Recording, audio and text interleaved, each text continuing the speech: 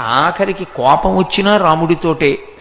నీకు ఏదో ఆభరణం చేయించాను, సీతమ్మకి చింతాకూపతాకాము సీతమ్మకు చేయిస్తి రామచంద్ర, భరతనకు చేయిస్తి ముత్యాల మొలత్రాడు రామచంద్ర, ఇవన్నీ నీకు చేయించాను. మీ తండ్రి దశరథ మహారాజు చేయించాడా, మీ మామ జనకుడు చేయించాడా? ఎవడబ్బా సొమ్మని కులుకుచు తిరిగేవు రామచంద్ర అని, ఎవడబ్బ సొమ్మని ఇవన్నీ వేసుకు తిరుగుతున్నావు, నన్ను కొరడాలతో కొడుతున్నారు, నన్ను ఆదుకోవా అని రామచంద్రమూర్తితో ఒక్కొక్కసారి దెబ్బలాడేవాడు.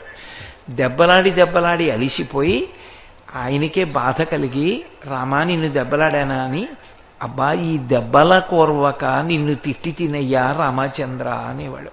ఈ దెబ్బలకి ఓర్వలేక కొరడాలతో కట్టి దాని మీద ఉప్పు కారం రాసేవారు. ఈ బాధ భరించలేక నిన్ను తిట్టాను కానీ రామా, నాకు నీ మీద ప్రేమ లేక కాదు, నన్ను మన్నించు అనేవాడు.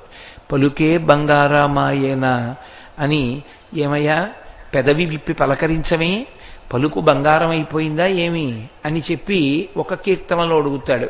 ఏమి నీ కిరీటాలు ఇమ్మన్నానా, నీ కంకణాలు ఇమ్మన్నానా, నీ పంచెలు ఇమ్మన్నానా, ఒకసారి కన్నెత్తి చూడమన్నాను, ఏమి ఆ పాటికే నేను నోచుకోలేదా ఏమి అని రామచంద్రమూర్తి మీద ఒకప్పుడు కీర్తన చేశాడు. మహానుభావుడు ఎన్ని కీర్తనలు చేశాడు. అటువంటి గోపరాజు గారిని రక్షించడం కోసం 12 సంవత్సరములు అయిపోయిన తర్వాత బయలుదేరాడు రామచంద్రమూర్తి. సీతమ్మ తల్లి అడిగింది, ఇంతకాలం ఎందుకు రక్షించలేదు గోపరాజు గారిని అడిగింది. కర్మఫలం ఉండిపోతే మళ్ళీ జన్మ ఎత్తాలి. అకారణంగా ఆకాశంలో ఎగురుతున్న ఒక చిలుకని తీసుకొచ్చి బంధించాడు పంజరంలో.